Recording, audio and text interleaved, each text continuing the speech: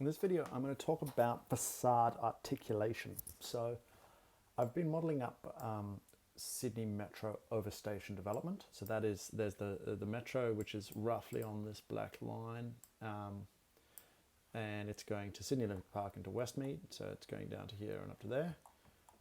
And then as part of the development of that Metro, there's going to be this development of these large office towers. So you can see the office towers have big, deep floor plates. That makes sense for an office. You can have a meeting room without windows, whereas this pink residential tower is a much smaller, more slender tower because it requires light to almost all rooms. And you can sort of see that played out in a variety of existing buildings, slender residential and chunky commercial. And so the general rule of thumb around the world is that residential is more slender than commercial. But there is a trick to break up these kind of big forms. And if I jump across to the design report, which is this big fella over here, you will see how they achieve that. Where are we? Come on. I need a picture of the tower. Here we go. Okay, so you can see the towers here, which are the same shape as the towers that I'm modeling up here, but they look much nicer and thinner because they've taken the towers and they've broken them up into these slender shapes, and then they've actually then assigned a different facade treatment. So the middle is different to the two outsides. You can see the same tricks being played over here. Not so much over there because this building's so high, not required. But there's a very common way of breaking up a massive squat form and giving it a better proportion. So let's just do that in Giraffe on this tower over here. So where I'm going to do that is I'm going to bring up the actual plan, and I'm going to crank down 3D buildings, and I'm going to crank down default. So if we look at the plan, we can actually see where at least some of those articulations are. So there actually are articulations on the front facade, which you can see here, but they're not reflected in plan because this cap is not articulated in that way. So we'll just articulate these two big boys here. All right, let's, without further ado, do it. So I'm going to ungroup this thing for now and select the geometry.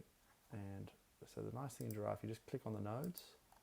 I'm just going to pull them back, and I'm going to use that S key. I'm just going to snap them into place. There we go. There we go. Now we're going to do the same thing on the other side. Create that node, snap him back. Nice deep recess, nice deep articulation. Okay, and I'm going to grab this dude over here, and I'm going to do the same thing. Again, deep articulation, deep articulation.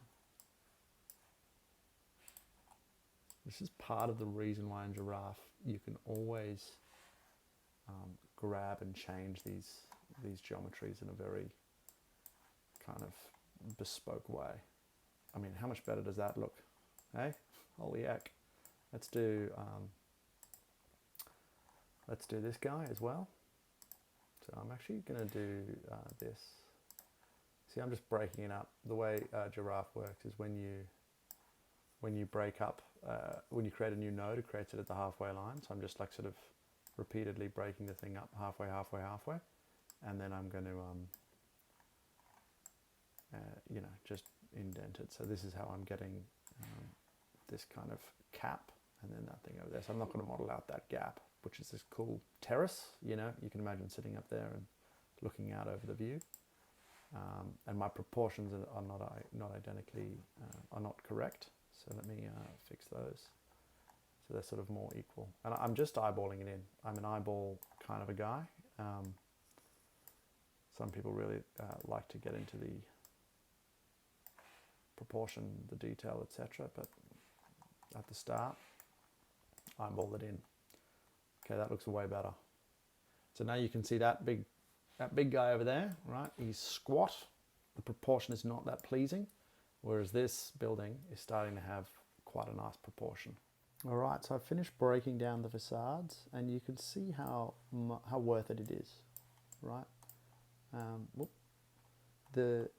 These buildings now have a presence and a proportionality to them that means that they're far more interesting to look at.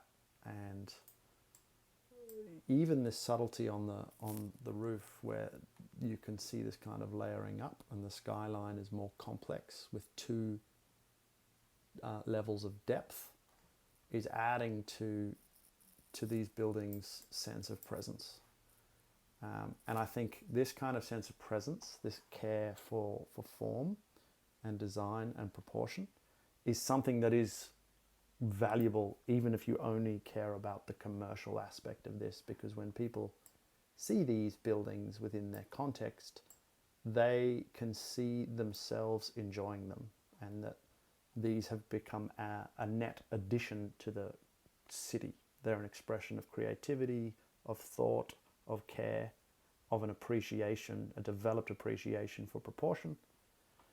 And so people are not going to get distracted by that subconscious, oof, I don't know about that. That looks just like a cube, or that looks underthought. These look well thought out, and they look well articulated.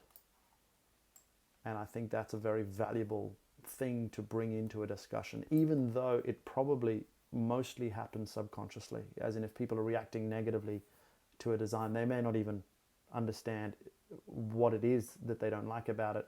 Is it the height? Is it the bulk? Is it the materiality? But thinking and crafting the form means that you can overcome some of those subconscious objections, because you're actually offering something of value. And Giraffe is designed to allow you to build that form for that exact reason. Like, this formal, play here is something that's really fun and something that's really important, I think, for city making.